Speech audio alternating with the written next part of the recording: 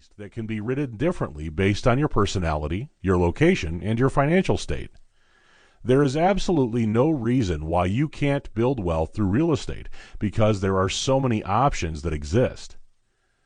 We've written this book to help simplify the process of figuring out how you could get started by seeing the whole picture. Unlike other books we've published at Bigger Pockets, this book is not going into the weeds on the specifics of one type of real estate. Instead, this book will give you a broad stroke overview of the entire industry. That way, you can best decide how to begin your own path to financial freedom through real estate investments. Why real estate investing? To get filthy rich. We're kidding, sort of. Yes, people invest in real estate because they want to build wealth.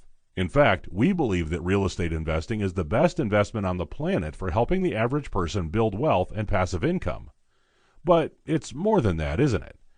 As discussed earlier, real estate is diverse enough to allow anyone, regardless of personality, financial position, or location, to invest. It can be done with a lot of money or with very little. It can be done on a large scale or a small scale. It can make someone a billionaire or simply provide a few $1,000s in extra spending money each month. It's plentiful, it's beautiful or can be, it's relatable, it's outsourceable, and it's fun. There are many different places you can stick your money other than under your pillow, like stocks, bonds, savings, mutual funds, CDs, currencies, cryptocurrencies, commodities, and more. We're not knocking any of these investments. Many people have become rich off of investing in them, but there is something special about real estate, isn't there? Perhaps more than anything else, real estate is attractive because it leads people closer to financial independence, the ability to live life on one's own terms rather than simply earning enough to pay the bills and survive.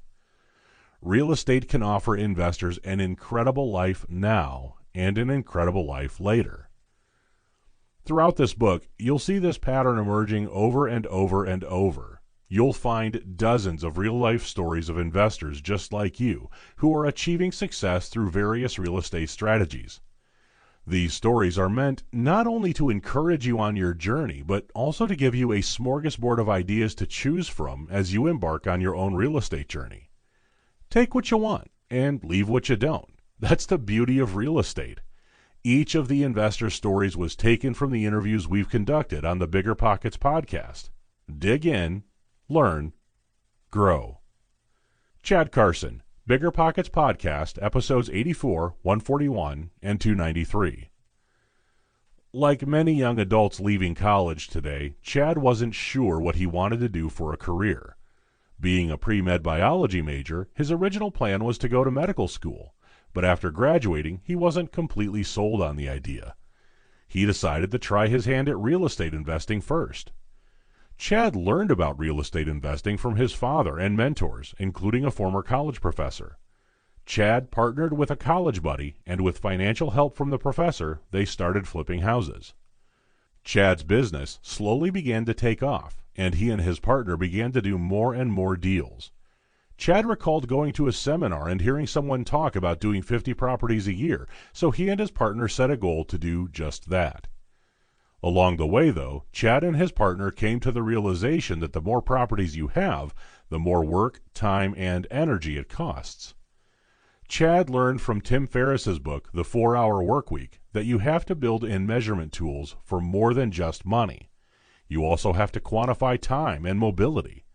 You have to think, how much time will it cost me to reach my goals? How much mobility do I need? Every time you make a business decision, buy a property, or hire someone, you have to ask yourself these questions. After the chaos of closing on 47 properties in 1 year, Chad decided to slow things down a bit. We had an aha moment where we put the brakes on to think about what we were doing here, Chad says. What kind of business model do we want to have? We wanted to think about what is the objective here? What are we measuring our success by? When we looked at our goals in the short run and long run, we realized we could do it without being huge. It was fortunate that we realized it at that point because we saw that we could slow things down, and we've been adjusting our strategy ever since. Chad and his partner switched gears and focused on being a big fish in a small pond. We focused solely on real estate investing, Chad says. We've been able to make enough money keeping it nice and simple, working out of our house, just doing it ourselves. I can keep a manageable number, keep it small, and that's been really important for us lifestyle.